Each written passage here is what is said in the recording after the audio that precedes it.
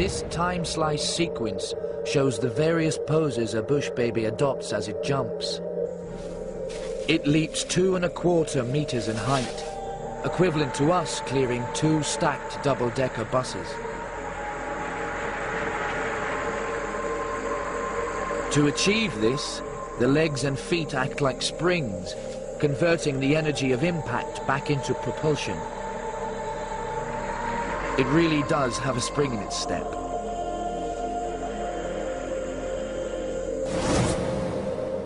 It waits until the peak of its jump before reaching out. The tail acts as a counterbalance.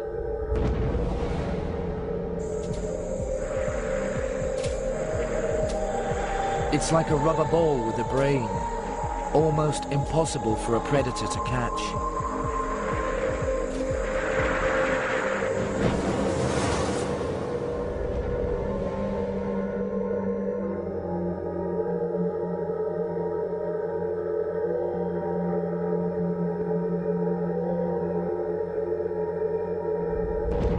This sequence freezes a bush baby as it becomes airborne.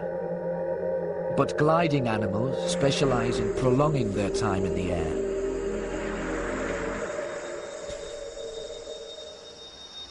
The golden tree frog of Malaysia is a treetop acrobat. Usually it hops just a few meters. But if it meets a golden tree snake, it happily makes a leap into the unknown.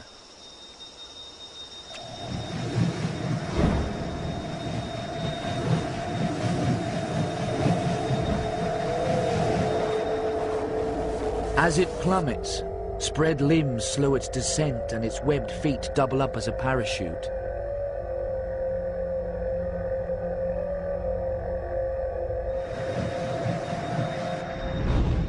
The Javan flying frog goes one better. Its webbed feet have evolved into miniature wings.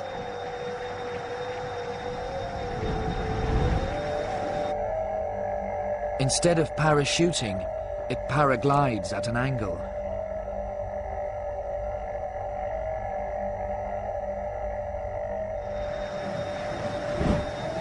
But it's the Wallace frog that achieves aeronautical perfection.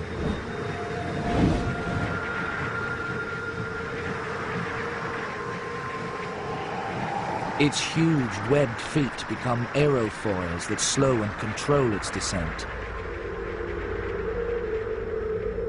It glides as far forward as the distance it falls. As well as winged feet, its whole body is aerodynamically shaped. This is classic evolution. One feature progressively improved until perfection is achieved.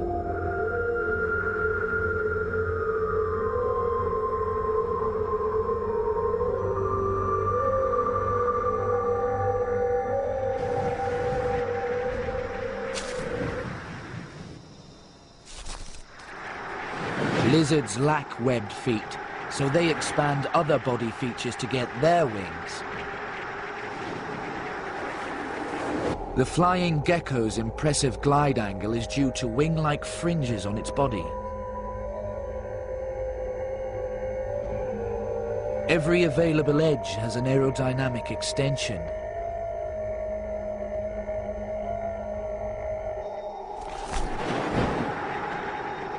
But it's the Draco lizard whose design really flies.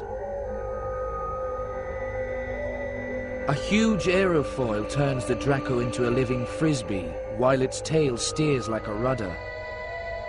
Foldable ribs act as support struts to create the perfect wing. The golden tree snake uses other aeronautical tricks for its leap of faith.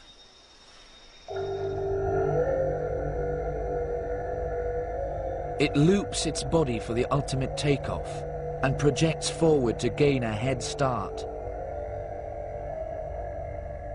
It then flattens into a ribbon and swims through the air using S-shaped waves of its body.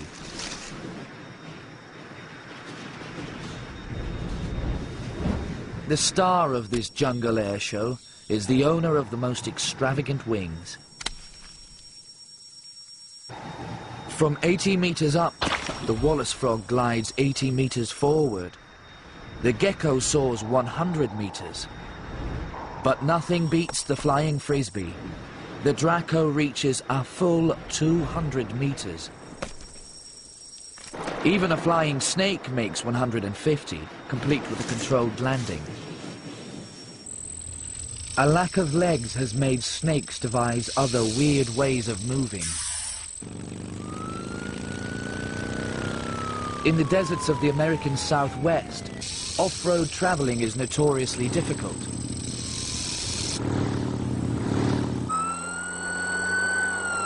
Shifting sand is one of the most challenging surfaces to negotiate.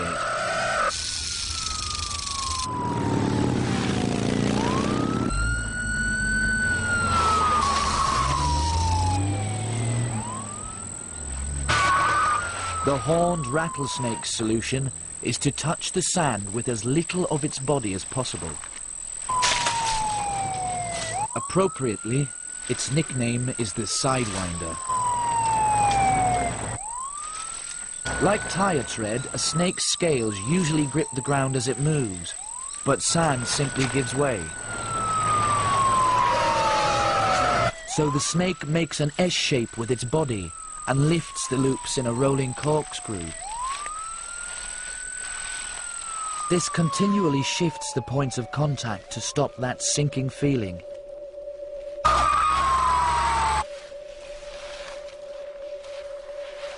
As waves of grip pass down the body, the snake rapidly picks up speed.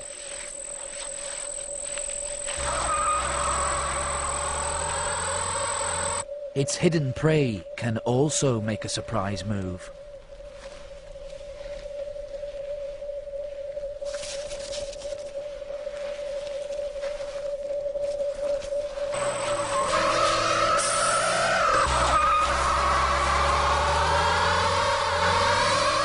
Sidewinders avoid being buried by sand.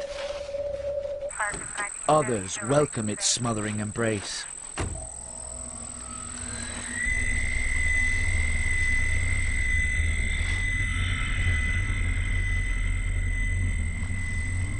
This predator spends much of its life lurking just beneath the surface.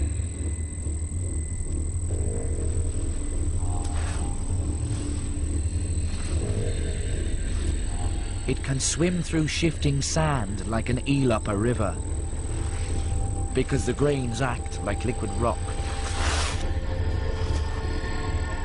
The sand swimmer's wedge-shaped head parts the grains like the prow of a boat. Its overslung upper jaw stops it swallowing sand, and it can close its nostrils to avoid suffocating.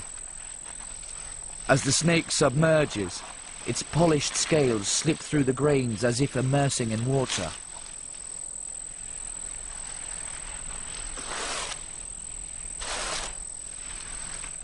Nature shows many wonderful forms of traveling. Those that seem weird are usually the least familiar. But although we think we're normal, in nature it is we who are peculiar.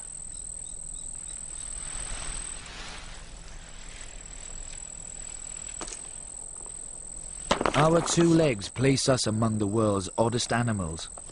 We are the only mammal to regularly walk like this.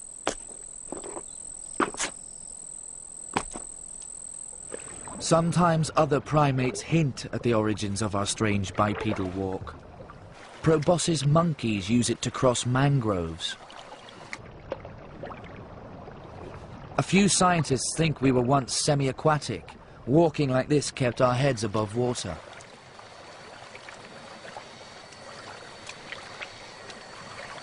Others believe that freeing the hands for gripping or carrying allowed a land ape to bring back food to a family.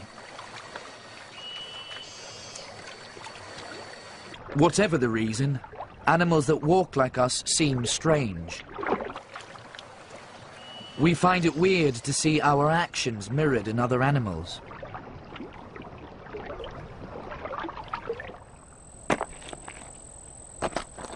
In the age of the dinosaurs, we might have felt more at home. Many were also bipedal. Today, a few unrelated lizards continue in their footsteps.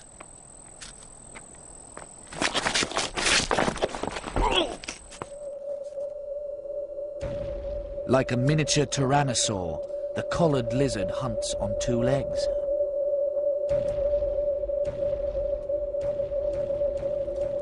But it is more agile than any dinosaur, and, size for size, much faster.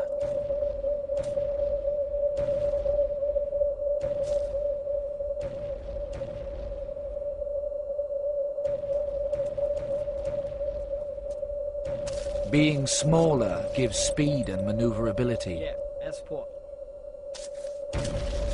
Most bipedal lizards live in deserts. This kind of running needs space. When hunting other lizards, two legs give it the edge.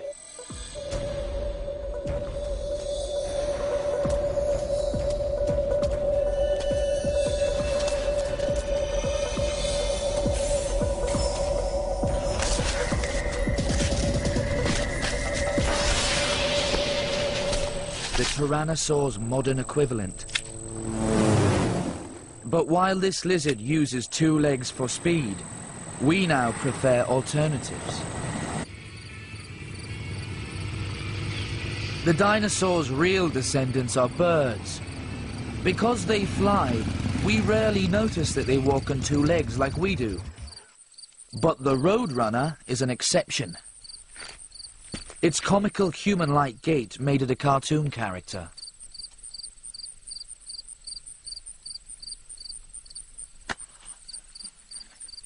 To save energy for its sprint, the roadrunner exposes a solar panel. This dark skin patch raises its body temperature 7 degrees.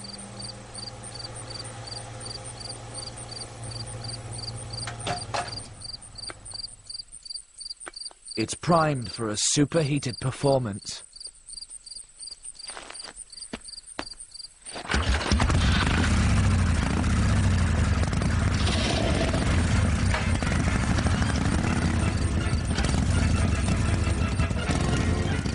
To the roadrunner, our open roads are racetracks, good for chasing insects and lizards. Its tiny legs take it to 26 miles an hour. If our legs moved this fast, we would overtake any speeding bike.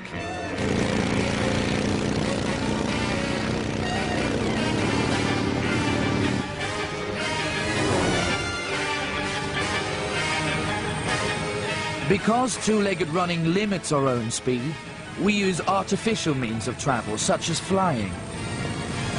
But even though it can fly, the strange roadrunner chooses to run on two legs for speed.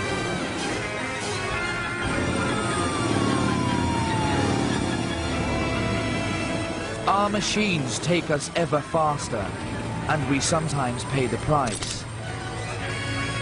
But when we smile at the roadrunner's bipedal running, are we recognizing our own weird nature?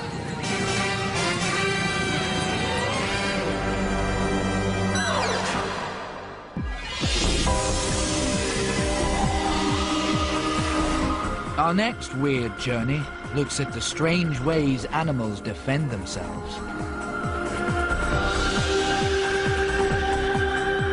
You can preview